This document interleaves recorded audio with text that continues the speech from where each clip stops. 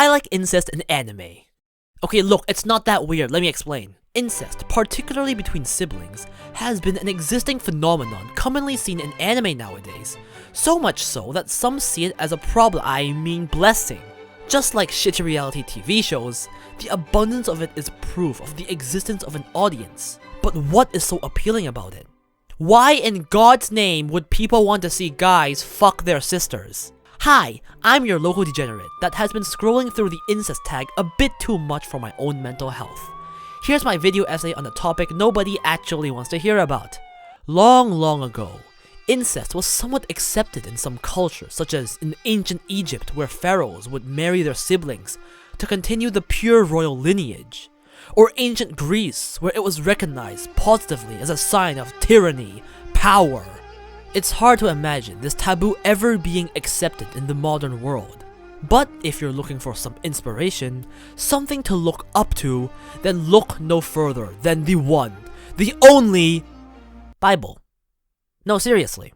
You may not realize it, but beneath our noses stood a mighty man born from incest.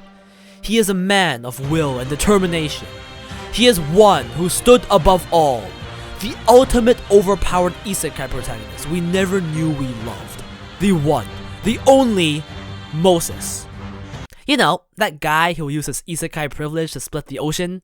I bet God gave him an OP magic staff of his choice.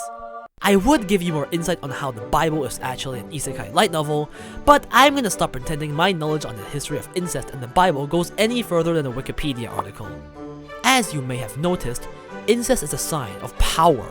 It shows that you are not a weak, bitchy beta male, and that you and you alone dominate all others around you. And if you're the greatest one around, then who's the second best? That's right, someone who shares your DNA. Well, unless you're that one younger sibling of a model, successful elder brother who went to Harvard and became a doctor, then, But you don't need that! Because remember, your strength does not lie in your accomplishments, but in your chromosomes. You don't want a filthy outsider polluting your perfectly arranged nucleotides. You want to assure that your perfectly crafted DNA code given to you by the gacha gods wraps perfectly around your sister's half-identical yet still perfect DNA. You need to know that your perfect 5' to 3' strands intersect with your sister's 3' to 5' like a coiling drain snake.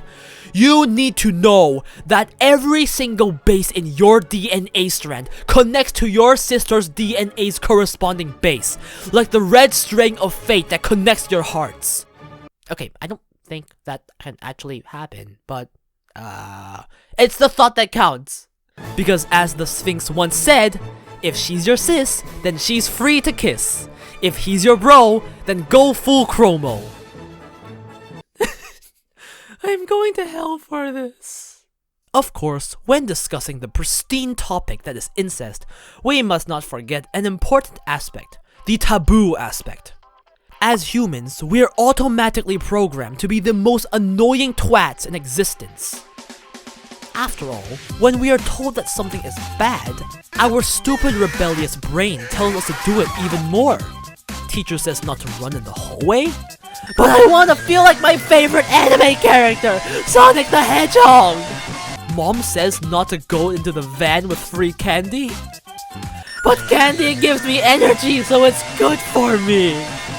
Society says you shouldn't fuck your sister? Well, fuck them! If you'd fuck a female version of yourself, then why not fuck your sister? Based on the degree on psychology I have, given to me by none other than myself, I can say without a doubt in my mind that the taboo aspect is the actual reason incest is loved and accepted in anime. Kind of. Look no further than the barrage of workplace colleague, teacher-student, and royalty-common folk relationship in anime and doujin to see that people like saying fuck you when being told no. It's the feeling of not conforming to society. To tell society that you have freedom and can do whatever the fuck you want. That you can fly free like the Carolina parakeet, a majestic bird native to the US that flies— oh wait, it's extinct. But more than the fuck you aspect, it's about the emotions.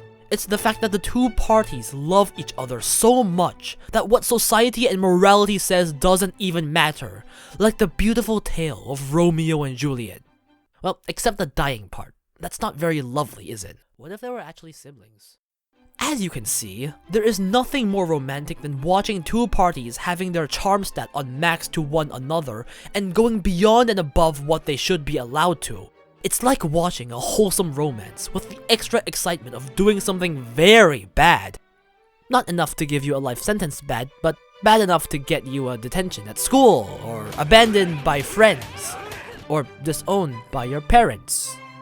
Wait, what was my point? Taboos are thrilling to break. Now, I know some of you may be asking, but what about the birth defects? And that, my dear weebs, has a very simple solution. Bro, it's not 100%. Are you even a gacha player? Having babies is pretty much like pulling gacha, just with babies, not waifus, and a much higher 5-star rate. I mean 50% for no defects? That's ridiculous. How do they even make money? Oh, it costs money to pull. That makes sense. Baby gacha, with a guaranteed 5-star pull if you pull 10. I'm going to hell for this.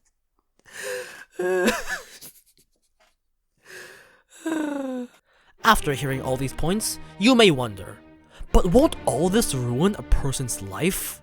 And to that, I answer, Bro, it's not 100%. Are you even a gacha player? That is exactly why we watch it in anime form, where you watch someone else's life get ruined. Or, watch them be happy, because anime is fictional. In a mythical land where swords are clashed and magic is chanted, outsiders such as ourselves need not worry about any negative consequences that occur, as everything is simply viewed on a 2D screen and doesn't actually exist. This gives us the freedom to like whatever weird thing we want in anime, such as incest, lolly. This does not give us the freedom to like whatever we want, as they may pose a negative influence on our state of mind, and therefore Ero Manga Sensei should be banned in Australia like that one senator wanted. After spending 5 hours writing this absolutely horrid script that I would be disowned for if found out, I've realized that everything I try to argue is absolute bullshit, because the only argument I actually need to convince both you and I that I was right in front of my eyes the entire time. That's right, cute anime girls.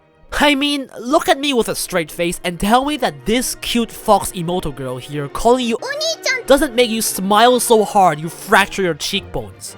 If you're able to, you are either not into women in general, or you're just currently in post-nut clarity, in a temporary state of nothingness where not even a perfect waifu can break your iron-hard will to not give her a head pat. Or you're just not into incest. But that's impossible! Why wouldn't you be into incest and anime? After a long, painful research project, it can be concluded that sisters in anime make for perfect waifu material for a variety of reasons.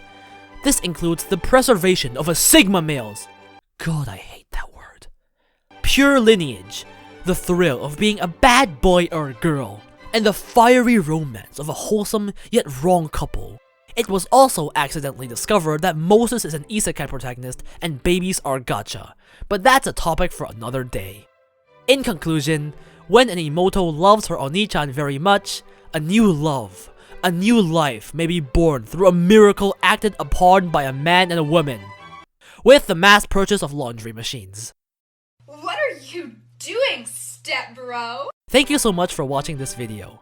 If you enjoyed this weird as fuck video that I spent more time on than I would like to admit, then be sure to subscribe. I swear not all my stuff is this weird. With that, I'll see you next time. God, I hope my sisters don't see this.